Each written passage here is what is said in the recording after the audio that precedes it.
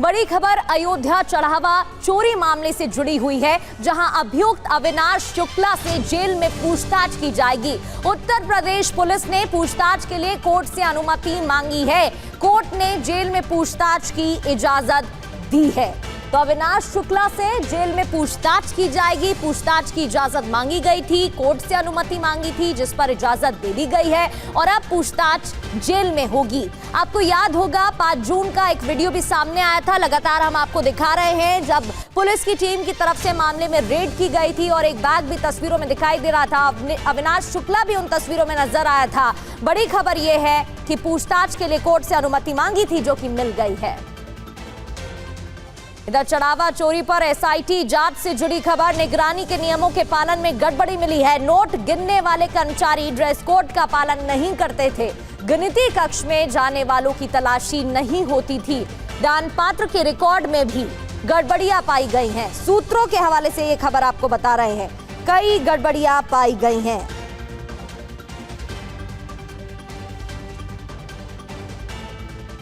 तो एसआईटी की जांच जारी है और इसमें पर्दाफाश हुआ है। कई जानकारी निकलकर सामने आई है। बिग वॉल के जरिए आपको बताते हैं कि आखिर अब तक हुआ क्या क्या है। दरअसल बैंक के साथ तय एमओयू सही तरीके से लागू नहीं हुआ। सूत्रों के हवाले से खबर, निगरानी के नियमों में पालन में गड़बड़ी मिली है, यानी कि जो नियम बनाए गए थे उन्हें सही से फॉलो नहीं किया जा रहा था, पालन नहीं हो रहा था। कर्मचारियों की तैनाती में नियमों का पालन नहीं हो रहा था। कुछ कर्मचारियों की लंबे समय तक एक जगह ही तैनाती थी, जिसको लेकर भी सवाल खड़े हो रहे हैं कि आखिर ऐसा क्यों था।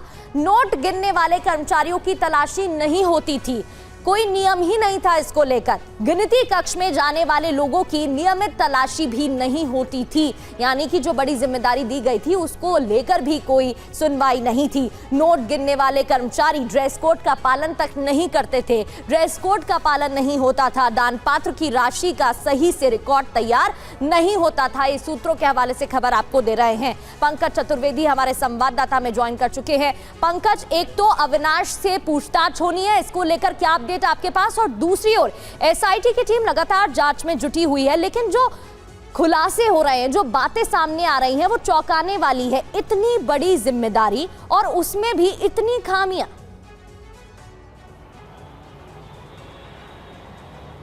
देखिए, शुरुआती दौर में जैसे जैसे जांच आगे बढ़ी वैसे वैसे खामियां निकलती चली आई। जिनके पास जिम्मेदारी थी उन्होंने अपनी जिम्मेदारी का निर्वहन नहीं किया।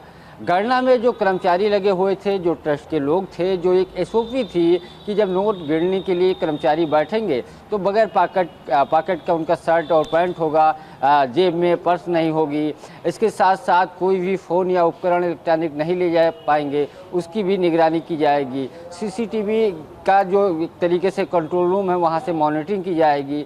लेकिन जांच में सारी चीज़ें फेल नज़र आई। ये बताया गया कि सही से उन चीज़ों का जो एसओपी थी, गाइडलाइन थी, उसका पालन नहीं किया गया, और जिसका कारण है कि करोड़ों राम भक्तों की जो आस्था का केंद्र है श्री राम मंदिर, वहाँ पे गणना में जो चढ़ावा पैसा आया, जो भक्तों ने दान दिया, उसमें चोरी हुई। फिलहाल पुलिस उन आरोपियों को गिरफ्तार किया है, लेकिन कुछ अज्ञात हैं। इसके साथ साथ ट्रस्ट के 2 लोगों ने इस्तीफा दिया है, लेकिन अभी इसमें कई परतें खुलनी बाकी है। दूसरी तरफ कुछ जो आरोपी गिरफ्तार किए गए हैं, कोर्ट की अनुमति से उनसे जेल में पूछताछ हो सकती है। चूंकि रिमांड पे नहीं लिया गया है, लेकिन कोर्ट जब परमिशन देगा, कोर्ट में अर्जी दी गई थी जेल में ही पूछताछ की जाए, जिनके ऊपर शक है, क्योंकि 2 दिन पहले उनके घर पे छापे भी पड़े थे। और 5 तारीख को जो एक वीडियो आया है, जो फुटेज आया है, उसमें उस आरोपी के घर पुलिस गई थी और ट्रस्ट के लोग थे, पैसा भी बरामद किया गया था। यानी 5 तारीख को पूरी जानकारी थी। उसके बाद एफआईआर नहीं कराई गई, मामले की जांच हुई, आरोप प्रत्यारोप हुए, ट्रस्ट की तरफ से खंडन भी आया। तो बहुत सारी चीज़ें इसमें अभी भी जो जांच है वो आगे बढ़ेगी, और जांच रिपोर्ट जब तक पूरी तरीके से नहीं आती, और ख़ास करके अब अयोध्या पुलिस भी पूरे मामले की जाँच कर रही, क्योंकि मुकदमा दर्ज होने के बाद जो श्री राम मंदिर क्षेत्र के जो सर्किल ऑफिसर है, सीओ, उस पूरे मामले की जांच कर रहे हैं, उनके हाथ में है। उनके साथ कई सारी टीमें काम कर रही हैं और इस पूरे अलग अलग तथ्य आ रहे हैं। खबर ये भी है कि बहुत सारे ऐसे जो गणना के कर्मचारी या शक की सुई जिन पे थी वो दूसरे जिलों के भी हैं, तो उनसे भी बुला के पूछताछ की जाएगी। ये जरूरत पड़ेगी तो पुलिस उनको भी हिरासत मिलेगी, लेकिन किसी भी चीज़ों का पालन नहीं किया गया जो गणना के लिए SOP या नियम या जो भी चीजें बनाई गई, और यही कारण है। बिल्कुल पंकज, और उनसे जुड़ी जानकारियां भी मिल रही है। करोड़ों राम भक्तों की आस्था के साथ खिलवाड़ का ये मामला सामने आ रहा है। इतनी बड़ी जिम्मेदारी थी लेकिन उसका पालन ही नहीं किया जा रहा था। जो तथ्य सामने आ रहे हैं उससे तो यही लग रहा है। पंकज बने रहिएगा, लौटेंगे आपके पास। एक और खबर है, अयोध्या चढ़ावा चोरी पर सूत्रों के हवाले से जानकारी। चढ़ावा चोरी में हाथ होने से चंपत राय का इनकार। सूत्रों से खबर, चढ़ावा चोरी में हाथ होने से चंपत राय का इनकार। पुलिस से चंपत राय ने कहा, चढ़ावा चोरी में मेरी कोई भूमिका नहीं है। चंपत राय ने कहा, जानकारी मिलते ही सक्रिय हुआ। चंपत राय ने पुलिस से कहा, संदिग्धों को पकड़ा।